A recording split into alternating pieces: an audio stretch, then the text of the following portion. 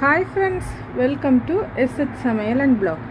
எல்லோரும் நல்லா இருக்க வேணும்னு கடவுளை வேண்டிக் கொண்டு வாங்க வீடியோக்குள்ளே போகலாம். இன்றைக்கும் ஒரு பிளாக் வீடியோ தான். வாங்க பிளாக்குள்ளே போகலாம். காலையில் இப்படித்தான் இருக்குது. மழை பெஞ்சிருக்கு போல். நைட் நல்ல கூலான ஒரு கிளைமேட்டாக இருக்குது. காலையில் பிரேக்ஃபாஸ்ட் எல்லாம் முடிச்சது பிறகு எல்லாம் அப்படியே சிங்குக்குள்ளே அடக்கி இதெல்லாம் வாஷ் பண்ணி எடுக்கணும். ஃப்ரீசரில் இருந்த மீன் எடுத்து வச்சு நான் பொரிக்கிறதுக்காக. இன்றைக்கு சிக்கன் குழம்பு தான் செய்ய போகிறேன். இன்றைக்கு சமையலுக்குரிய வெங்காயம், பூண்டு, இஞ்சி எல்லாம் எடுத்து வச்சுருக்கேன். இந்த பாக்ஸுக்குள்ளே முதல் நாள் வெட்டுறதுல எதுவும் பேலன்ஸ் இருந்துச்சுட்டா ஃப்ரிட்ஜுக்குள்ளே போட்டு இதுக்குள்ளே வைப்பேன். அதை இன்றைக்கு எடுத்து ஜூஸ் பண்ணி கொள்ளுவேன். அப்படியே வாழைப்பூவை நேற்று பின்னேரம் சும்மா இருக்கிற டைமே கட் பண்ணி வச்சிட்டேன். இங்கால வெண்டிக்காயும் கழுவிட்டு வச்சுருக்கிறேன். இனி அதை கட் பண்ணணும். ஃப்ரீசரில் இருந்து தேங்காய் பூவை எடுத்து வெளியே வச்சுருக்கிறேன். அப்படியே வீடியோவை கண்டினியூ பண்ணுவோம். அரிசிக்கு உள்ள வச்சுட்டேன்.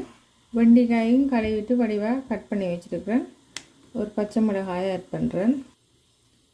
வெண்டிக்காய் கறிக்கு வெங்காயம் ஒரு வெட்டி போடுறேன். எப்பயுமே வெண்டிக்காய் வலுவலுப்போட சாப்பிடணும். நான் ட்ரையாக அது செஞ்சோம்னா அதில் உள்ள சத்து எல்லாமே போயிடும். வலுவலுப்பாக சாப்பிட்டா தான் அதில் உள்ள ஜெல் எங்களோட முழங்காலில் உள்ள அந்த வலுவலுப்பான டிஷ்யூக்கு உதவி செய்யும். வெண்டிக்காயை கிட்ஸ் வலுவலுப்புன்னா விரும்ப மாட்டேன்னா ஆனால் சின்ன வயசில் இருந்து கொடுத்தோம்னு சொன்னால் அவங்க சாப்பிட்டு பழகிடணும். வெங்காயம் கட் பண்ணி போட்டுட்டேன். ஒரு சின்ன பாதை தக்காளி பழத்தையும் கட் பண்ணி ஆட் பண்ணுறேன். வெண்டிக்காயோட எப்பயும் தேசிக்காயை உண்டா வைக்கக்கூடாது. வச்சா அது வெண்டிக்காய் முத்தி போகும்னு சொல்லுவேன். மற்ற வெண்டிக்காய் கறி சமைக்கக்குள்ளே நாங்கள் பால் கறி வெண்டிக்காய் உடையாமல் இருக்கணுமெண்டா நாங்கள் ஆரம்பத்தில் கொஞ்சம் தேசி புளி விட்டோம்னா வெண்டிக்காய் உடையாமல் அப்படியே முழுசாக இருக்கும். வெண்டிக்காய் தேவையான அளவுக்கு மஞ்சள் தூள் ஆட் பண்ணுறேன். தேவையான அளவுக்கு உப்பு கல் ஆட் பண்ணுறேன். ஒரு துண்டு தேசிக்காய் புளியும் ஆட் பண்ணிவிட்டு வெண்டிக்காய் வேகிற அளவுக்கு கொஞ்சம் தண்ணியும் ஆட் பண்ணுறேன். நல்லா ஒருக்கா மிக்ஸ் பண்ணி விடுவேன். மிக்ஸ் பண்ணி போட்டு மூடியை போட்டு வெண்டிக்காயை வேக வைப்பேன். வாழைப்பூ வர செய்கிறதுக்கு ஒரு அடுப்பில் சட்டியை வச்சுருக்கிறேன். சட்டி சூடாகினது பிறகு ஆயில் ஆட் பண்ணியிருக்கிறேன். கொஞ்சமாக கடுகு, கொஞ்சம் பெருஞ்சீரகம் ஆட் பண்ணுறேன். ஒரு நட்டு கருவேப்பிலை, ஒரு செத்தல் மிளகாயை கட் பண்ணி போடுறேன். உங்களோட காரத்துக்கு நீங்கள் கட் பண்ணி போடுறேன். சின்ன நான் கட் பண்ண வெங்காயம் 2 கைப்பிடி அளவுக்கு போடுறேன். இப்போ நல்லா மிக்ஸ் பண்ணி விடுவோம். வெங்காயம் நல்லா வதங்கட்டும். பச்சை மிளகாய் ஆட் பண்ணிருந்தாலும் செத்தல் மிளகாய்க்கு பதிலாக ஆட் பண்ணலாம். வெங்காயம் நல்லா இந்தளவு வதங்கினதுக்கு பிறகு வாழைப்பூவை கட் பண்ணி உப்பு போட்டு தண்ணியில் கொஞ்சம் தேசி புளியும் போட்டு வச்சேன் கருக்காமல் இருக்கிறதுக்காக. இப்போ வாழைப்பூ ஆட் பண்ணுறேன். இந்த எல்லாமே கொஞ்சம் நிறைய செய்கிறேன். நாளைக்கு எனக்கு டாக்டர் அப்பாயின்மெண்ட் இருக்குது. காலையில் ஏர்லியாக வந்துருக்கு. 10 மணிக்கு 2:30 போயிட்டு எனக்கு சமைக்கிறதுக்கு கஷ்டம். அதால் எப்படி தான் நான் அப்பாயின்மெண்ட் இருக்கிற டைம்களில் மேனேஜ் பண்ணுறேன். நான் வாழைப்பூ வேகிறதுக்காக கொஞ்சம் தண்ணியையும் ஆட் பண்ணுறேன். 1/4 டீஸ்பூன் மஞ்சள் தூள் ஆட் பண்ணுறேன். தேவையான அளவுக்கு உப்பு கல் ஆட் பண்ணுறேன். இப்போ நல்லா மிக்ஸ் பண்ணி விடுவேன்.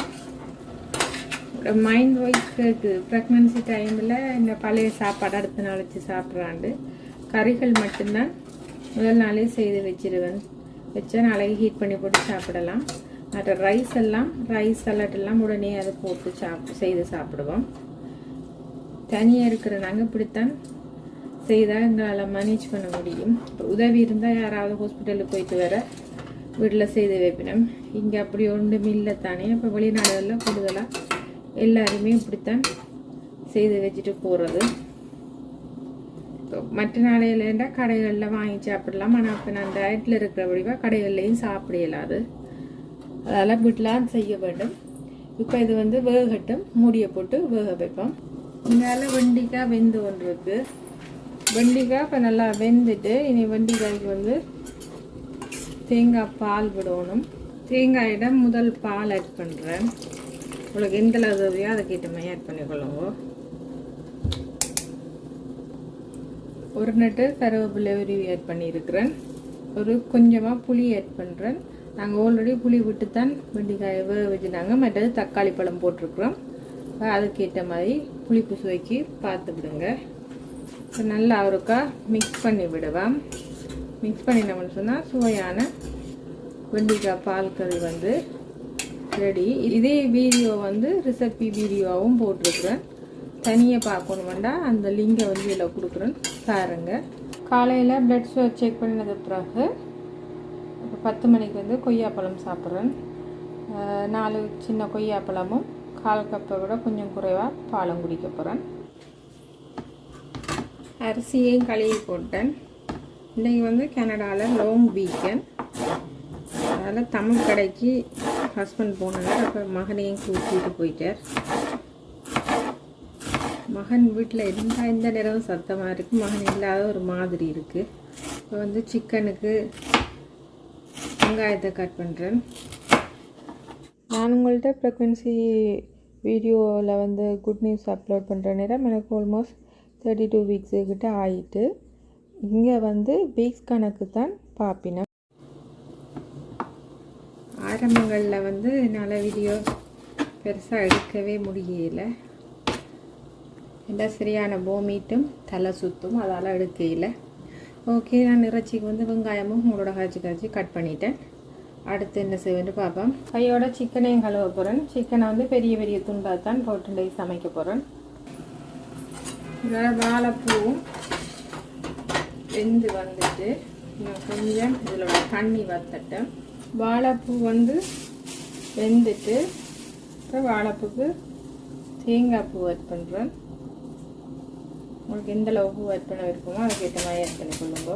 ஹஸ்பண்ட்கிட்ட வந்து வல்லாரை வாங்கிட்டு வர சொன்னேன்னா தமிழ் கடையில் இருந்தால் வல்லாரை சம்பளா அல்லது வல்லாரை இல்லைன்னா குக்கும்பர் சலாட் தான் போடணும்.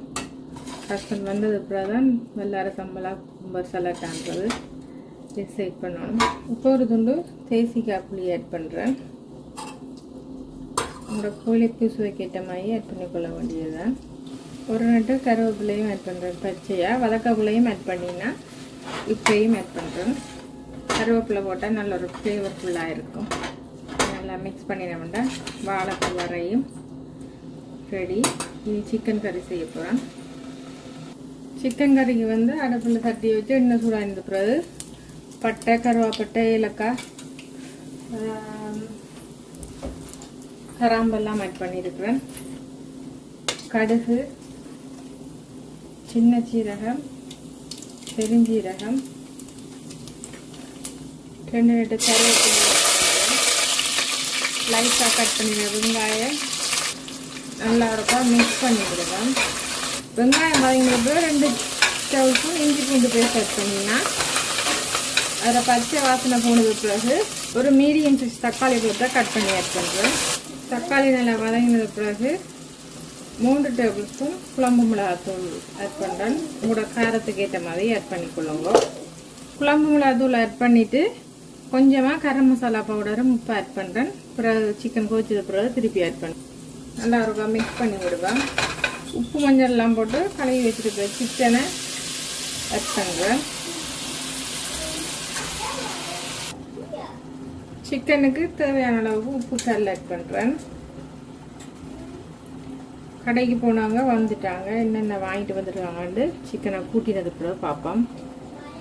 இப்போ நல்லா அவருக்கு அதை மிக்ஸ் பண்ணி விடுவேன். சிக்கனை வந்து நான் இந்த இதுவும் பெரிய பெரிய துண்டாக தான் போட்டேன். இந்த சிக்கன் வந்து சின்ன போட்டால் கரைஞ்சி போயிடும்.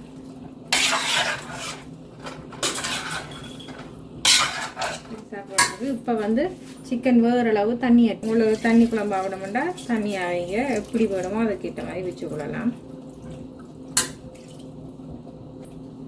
ஒரு பாதி தேசிக்காய் புளியும் ஆட் பண்ணுறேன். நாட்டுக்கோழியாக இருந்தால் நாங்கள் தேசி புளி ஆட் பண்ணக்கூடாது. பாய்லர் கோழி என்ற வடிவாக நேரத்துறை ஆட் பண்ணினா சிக்கன் வந்து பெரிய பெரிய பீஸாக துண்டாகவே இருக்கும். இல்லாட்டிக்கு வந்து குழஞ்சி போயிடும். நல்லா ஒரு மிக்ஸ் பண்ணி போட்டு மூடி போட்டு சிக்கனை வேக வைப்பேன். சோறை வடிச்சிட்டு அது உம்முளை விட்டுருக்கேன். இப்போ மீன் பொரிக்கிறது தீயை வச்சுட்டேன். மீனுக்கு வந்து தனி மிளகாத்தூள், உப்பு, தேசி புளி, கொஞ்சமாக இன்றைக்கி இஞ்சி பூண்டு பேஸ்ட் ஆட் பண்ணியிருக்கிறேன். இதையும் பிரட்டிட்டு மீனையும் பொரிக்க போகிறேன். தமிழ் கடை சாமான் வாங்கிட்டு வந்து வேணும் பார்ப்போம். ஹலோ, சும்மா இருக்க மாட்டீங்களா நீங்கள்? கடையில் இன்றைக்கி ரைஸ் வாங்கிட்டு வந்துருக்கிறார். அடுத்தது ஆரஞ்சு, மாதுளம்பழம், முட்டைக்கோஸ், வல்லாரை சொன்னான். வல்லாரை இருந்திருக்கு போல், வல்லாரையும் வாங்கிட்டு வந்திருக்கு. சின்ன வெங்காயம் வாங்கிட்டு வந்திருக்கிறார். அடுத்தது பாவக்காய், இது வெத்திலை சாமிக்கு, இது பசலிக்கீரை, இது சாமிக்கு வாழைப்பழம், அவரைக்காயும் வாங்கியிருக்கிறார். உருளைக்கிழங்கு வாங்கியிருக்கிறார். மற்றது மாதுளம்பழம். இப்படி இருந்தால் நான் என்னோட வீடியோ எடுக்கிறது. தான் வந்து சாமானோட வந்து இருக்கிறார். கடவுளே இதுதான். மற்றது பால் வாங்கிட்டு வந்தார். பாலை ஃப்ரிட்ஜில் வச்சாச்சு. இதுதான் தமிழ் கடையில் வாங்கிட்டு வந்த சாமான். மற்ற ஊதுபத்தி சாமான் வாங்கிட்டு வந்தார். அதெல்லாம் கொண்டு வச்சுட்டார். ஓகே, இதுகளையும் கையோட ஃப்ரிட்ஜில் எடுத்து வச்சுட்டு ஃப்ரிட்ஜில் வைக்கிற ஃப்ரிட்ஜிலையும் வெங்காயம், உருளைக்கிழங்குலாம் வெங்காய கூடையெல்லாம் போட்டுட்டு வல்லாரண்டோடையாக வல்லாரை வந்து க்ளீன் பண்ண போகிறேன். சிக்கன் குழம்பு வந்து நல்லா கொதிச்சுட்டாண்டு பார்ப்போம். சிக்கன் குழம்பு வந்து நல்லா கொதித்து ஒரு 50% சிக்கன் வந்து குக் ஆகியிருக்கணும். இப்போ வந்து சிக்கனுக்கு உருளைக்கிழங்கு போடுறேன். உருளைக்கிழங்கு வந்து கொஞ்சம் பெரிய பெரிய துண்டாக தான் போடுறேன். நான் சாப்பிட மாட்டேன். ஹஸ்பண்டுக்கும் மகனுக்கும். உருளைக்கிழங்கை வந்து நான் சிக்கன் பெரிய பீஸா போட்டபடியாக உருளைக்கிழங்கையும் பெரிய பீஸாகவே போட்டிருக்குறேன். சின்னனா போட்டால் கரைஞ்சிரும். இப்போ 1 டேபிள் ஸ்பூன் இஞ்சி பூண்டு பேஸ்ட் பச்சையை ஆட் பண்ணுறேன். 2-3 துண்டு ரம்பையையும் பச்சையாகவே ஆட் பண்ணுறேன். 1 table spoon garam masala add பண்ணுறேன். உரைப்பு வந்து நான் வந்து குழம்புக்கு குறைவாக தான் போட்டிருக்கேன். நீங்கள் வந்து காரம் கூட வேண்டாம், உரைப்பை கூட போட்டு சாப்பிடுங்க. பாதி தேசிக்காய் புளியை இப்போ ஆட் பண்ணுறேன். இன்றைக்கு வந்து இங்கே கனடாவில் வந்து லாங் வீக்கெண்ட், அதனால் வெள்ளையல் கடையெல்லாம் கூட்டாக தான் இருக்கும். தமிழ் கடையில் மட்டும் ஓப்பனாக இருக்கும்.